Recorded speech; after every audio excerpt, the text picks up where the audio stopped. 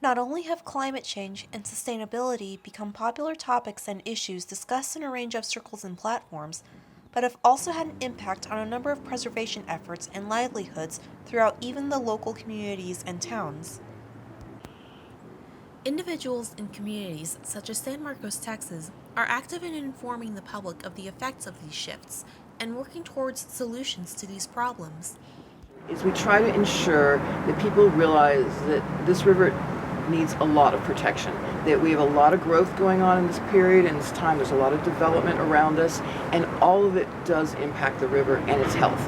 So we tend to stress that this is not something you can just leave as is and walk away and think it'll be good 5 years later. Because Groups like the San Marcos River Foundation act to preserve the health of the San Marcos River, with education about the ecosystem and aquifer being key features. So we focused on getting people educated, understanding where our water comes from, because it's not just rainwater, it's coming from an aquifer that has to be replenished. And so a lot of that just takes little steps of education. We start all the way at the kindergarten level, all the way up to major groups. And that was the start of it. We started a whole bunch of river cleanups in the beginning, and cleanups became a big focus part where we get the public involved.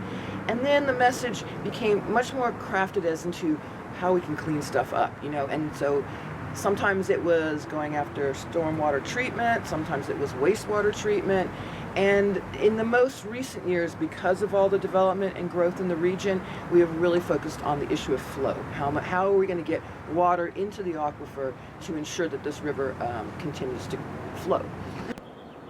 With species such as Texas wild rice and blind salamander, as well as springs connected to the Edwards Aquifer, researchers like Dr. Robert Mace have sought to illustrate the effects being seen by weather shifts. The messages are to kind of share what it is that we're doing, and we try to do policy relevant science, or it may actually be policy analysis.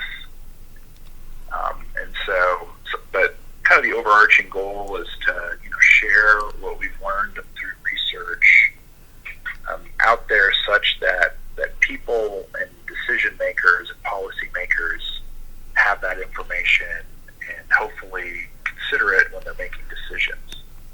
And one of the things I worry about are the springs, because with the increasing temperatures, it's expected that there will be less runoff in the hill country, which would mean less recharge to the Edwards Aquifer. And so that increases the risk of springs drying up or the flow falling really low and impacting endangered species here at the springs, but then also affecting flows in the river going through campus and through town. Texas State University is another centerpiece of the San Marcos community, and through various individuals and student groups such as HEAT, is an active participant in promoting environmental stewardship and sustainable practices. HEAT uses different creative ideas that promotes the welfare of human and environmental health through positive activism rather than negative defeatism.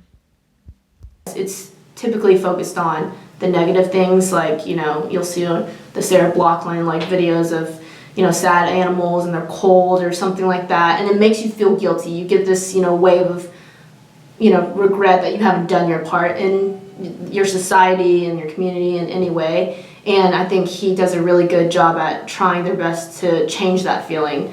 The feeling of you're doing this because you know that it's a good thing to do and that you can spread awareness in a positive way that just it embraces everyone. I think that's what was really important for HEAT to do.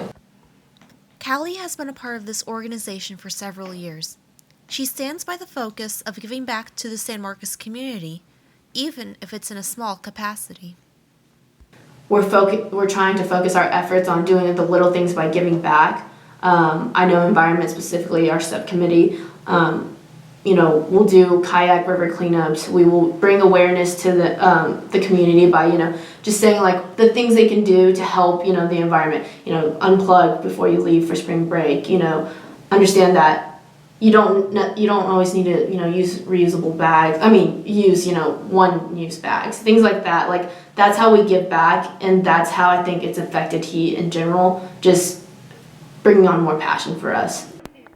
Through advocacy and positive action in the local community, HEAT engages younger individuals and many throughout the local community to contribute towards revitalizing and exercising stewardship over a shared home.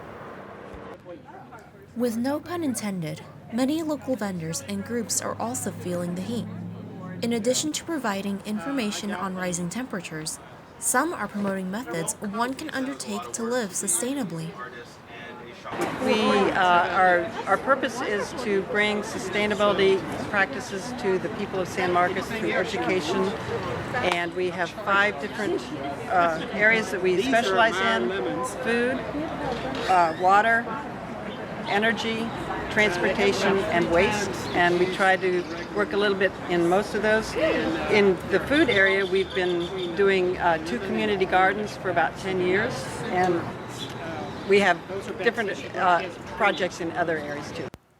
One of the managed gardens is Dunbar Garden, which provides a resource for San Marcos locals to grow their own food and vegetation throughout the course of the year. We're able to grow things during the winter that we weren't able to grow before. There's been a huge impact on the gardening world. In the general sustainability thing, I think people are realizing the weather's changing, and so they're more open to our message. With regard to weather changes, Betsy acknowledges that climatic changes and weather shifts will have an effect on different scales of agriculture and food production. And I think it's going to be widespread into the field crops, because at least on a gardening basis, it's a little bit easier to shift your practices and habits. On a large growing, they can't just move their farm to a cooler place. So I think there's going to be a major impact on our food supply. According to the San Marcos Planning and Zoning Commission, conservative estimates for population growth suggest that the community could house close to 90,000 residents by the year 2030. Likewise, the Southern Climate Impact Planning Program has noted that a consistent rise in temperatures and erratic weather patterns are currently resulting in more unstable rainfalls, drought, and slowdowns in food production. Through positive activism, informed education, and shared stewardship, the citizens and groups of San Marcos, Texas are able to come together to work for the care of a common home, to learn and educate about the uniqueness and importance of local ecosystems, and encouragement for the growth of sustainable, non-wasteful lifestyles.